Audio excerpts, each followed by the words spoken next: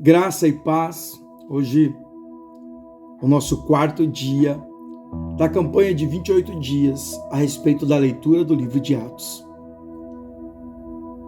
E a partir do versículo 1 do capítulo 4 do livro de Atos dos Apóstolos, revela-nos as seguintes palavras.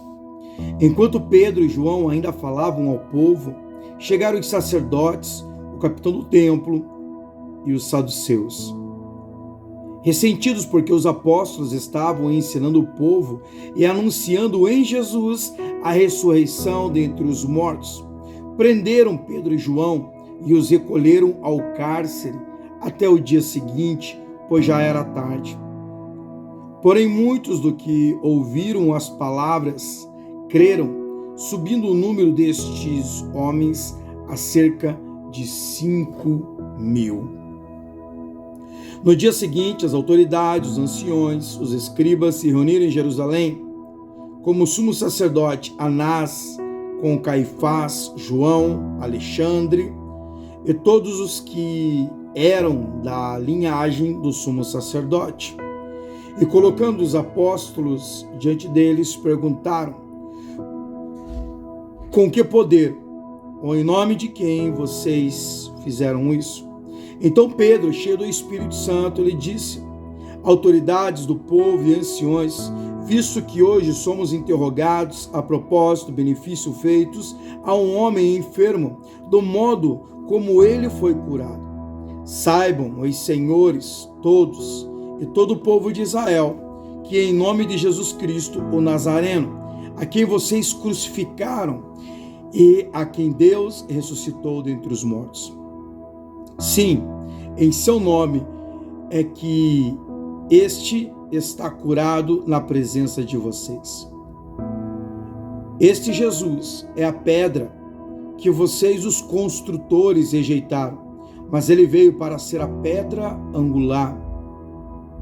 E não há salvação em nenhum outro, porque debaixo dos céus não existe nenhum outro nome dado entre os homens, pelo qual importa que sejamos salvos. Ao verem a ousadia de Pedro e João, sabendo que eram homens iletrados e incultos, ficaram admirados e reconheceram que eles haviam estado com Jesus. Vendo que o homem que havia sido curado estava com eles, nada tinham a dizer ao contrário, e mandando-o sair do sinédrio, discutiam entre si, dizendo: que faremos com estes homens? Pois todos os moradores de Jerusalém sabem que um sinal notório foi feito por eles. E não o podemos negar, mas, para que não haja maior divulgação entre o povo, vamos ameaçá-los para não falarem mais este nome a quem quer que seja. Chamando-os, ordenaram-lhe que de modo nenhum falasse nem ensinasse no nome de Jesus. Mas Pedro e João responderam: os senhores mesmos julguem se é justo diante de Deus ouvirmos antes aos senhores do que a Deus, pois nós não podemos deixar de falar das coisas que vimos e ouvimos. Depois, ameaçando-os mais ainda, os soltaram, não tendo achado como castigar por causa do povo, porque todos glorificavam a Deus pelo que tinha acontecido. Ora, um homem que tinha sido curado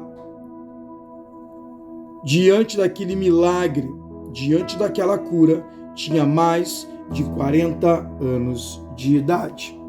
Uma vez soltos, Pedro e João procuravam os irmãos e lhe contaram tudo o que os principais sacerdotes, os anciões, lhe tinham falado.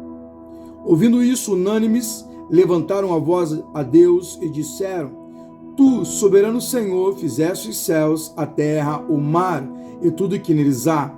Dissestes por meio do Espírito Santo, por boca de Davi, nosso pai, teu servo. Porque se enfureceram os gentios e os povos imaginaram coisas vãs. Os reis da terra se levantaram e as autoridades se juntaram contra o Senhor e contra o seu ungido. Porque de fato nessa cidade Herodes e Pôncio Pilatos, com gentios e gente de Israel, se juntaram contra o teu servo Jesus, a quem ungiste, para fazerem tudo o que a tua mão e o teu propósito predeterminaram. Agora, Senhor, olha para as ameaças deles e concede aos teus servos que anunciem a tua palavra com toda a ousadia, enquanto estende a tua mão para fazer curas, sinais e prodígios por meio do nome do teu santo servo Jesus. Todos eles orando, tremeu o lugar onde estavam reunidos. Todos ficaram cheios do Espírito Santo e ousadia e anunciavam a palavra de Deus. Da multidão dos que creram, era um o coração e a alma. Ninguém considerava exclusivamente sua, nem uma das coisas que possuía. Todas, porém, eram comum. Com grande poder, os apóstolos davam testemunho da ressurreição do Senhor Jesus, e todos eles haviam abundante graça. Não havia nenhum necessitado entre eles, porque os que possuíam terras e casas, vendendo-as, traziam os valores correspondentes e os depositavam aos pés dos apóstolos. Então se contribuía a cada um conforme a sua necessidade, e ali distribuíam. Então José, a quem os apóstolos chamavam de Barnabé, que quer dizer filho da consolação, o levita natural de Chipre, vendeu um campo que possuía, trouxe o dinheiro e depositou aos pés dos apóstolos. Nós vemos, mediante esta leitura, mais uma vez a manifestação maravilhosa do Espírito Santo de Deus. Mediante ao milagre ao qual foi atribuído no capítulo 3, nós vemos realmente o anúncio sendo espalhado, o evangelho sendo espalhado, as boas novas sendo espalhadas através da vida dos apóstolos. E que através destes dias aos quais os milagres temos vivenciados, nós possamos testemunhar e anunciar o Evangelho de Cristo. Por isso, diante deste dia, guarde a palavra do Senhor no seu coração, viva ela, desfrute dela, testemunhe dela, para que mais almas possam ser alcançadas. Nós vemos diante do capítulo 4 agora que quase 5.000 almas, ou aproximadamente 5.000 almas, foram alcançadas através desta explosão do anúncio do Evangelho. Seja um agente de Deus, anuncie a palavra do Senhor e o Senhor realmente continuará a realizar através da sua vida. Um forte abraço, Deus te abençoe, em nome de Jesus.